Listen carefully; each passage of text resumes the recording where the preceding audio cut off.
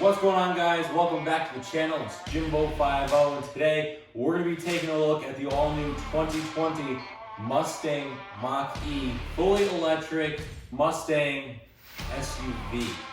Now, real quick, guys, I got a lot of content coming about this topic and a lot more cool things to do with Scarlett in the future, so hit subscribe right now and put the bell notification on. So Ford just announced their 2020 Ford Mustang Mach E, which is a fully electric Mustang SUV. Crossover type thing. Now at first this may shock you as it did me, but I can also see why they did it. You see, Ford was in the works of making a fully electric crossover SUV. Now when you look at the way our car market is going, everyone is starting to steer away from cars and head more into small SUV / crossover market. Now in order to stay with the times and what the future market has to come, it is time that Ford develops a fully electric SUV. And if they're going to do that, then they gotta make it something big in order to stand out and compete against companies like Tesla. Everybody knows Tesla, it's the sporty electric cars, and they got a really nice look to them, they're sleek, and they're fast. What more do you want? If you're gonna have an electric car, make it cool so people should buy it. Now, the lines on this car are absolutely gorgeous, and I wouldn't change a thing. However, putting a Mustang name and the badge on this electric car simply isn't American. Although, I could see why they did so. The Mustang was one of the most important factors of Ford's existence, and it is the most popular American sports car ever made. So why not take that powerful name and use it to their advantage? Because if Ford just slapped another random name on an electric SUV, it simply would be an electric Ford SUV. But having that iconic Mustang name emblem, make it stand out from the crowd and say what it is. A sport car SUV in one. Sort of like the Porsche. In the alley. Yeah. Well, Lamborghini has one too. But this one's electric. It's different. Do I like it? I don't know, but I like the way it looks, and I like what Ford's doing, trying to lead to new things. And I can see how, they want people to grab towards it. The Mustang is a powerful name. This thing has history to it. So they want to kind of tie that in to make the car sell, to make it big and loud. If you ask me, it's pretty risky. Imagine it, it's the same thing as if you had a Camaro SUV or a Challenger SUV. It's just weird, it's different. I love the looks of this new car though. I don't like how they put the Mustang name on it. That's it. Now, a Mustang and an SUV are two things that just should not go together. But, however, in this case, they kind of do. And the car looks awesome. You gotta give it to Ford. They did a phenomenal job designing this thing. The Mach E is honestly the perfect combination of an SUV and an electric sports car.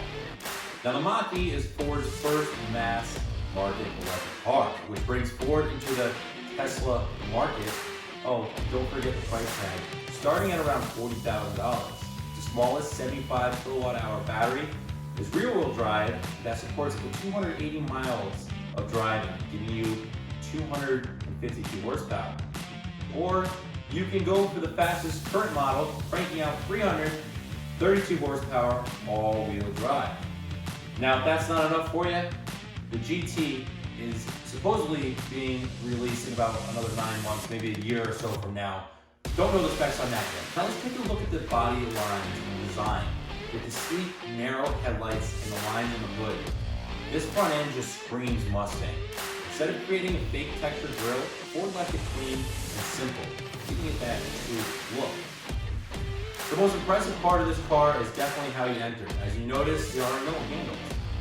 Everything is either controlled by your phone or by the touch of a button on the door code. When pressing, the door opens about 4 inches, allowing you to open by grabbing the inside of the door.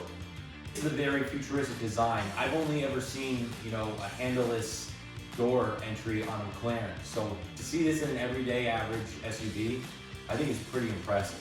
And you know what? If your key fob dies, you could always enter in a key code on the door pillar as well. That'll get you inside.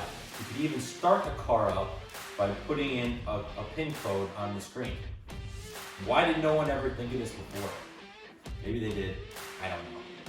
Now this part really blows my mind, guys. The front trunk does not have a carpet. It's just a plastic shell with a drain plug, allowing you to simply hose it out when you want to clean it. And oh yeah, how about fill it with ice and make it a cooler? Genius! Imagine telling Carroll Shelby back in the 60s that the future Mustang would have a cooler where the engine is supposed to go. As far as the interior goes, it doesn't really say Mustang at all. Even though they implemented the 2 humps on the dash slightly, it's really not enough to say Mustang. It more says Tesla, with a massive 15-inch display. Personally, not a fan. Now the shift knob you see on the center console is recognizable from the 2020 Shelby GT500. And the coolest part of the interior is probably the speaker design. It's located on the dash and it runs all the way across, sort of like a sound bar in your car. Well guys, there are so many things to find out about this new Mustang Mach, what it's capable of, and there's a whole lot to get used to. But how does it really compare to a real Mustang GT? Well, that's a question for the next video, which you're not going to want to miss out on. So right now, go down below, hit subscribe, and turn the bell notifications on. Thanks for watching, Jimbo 50.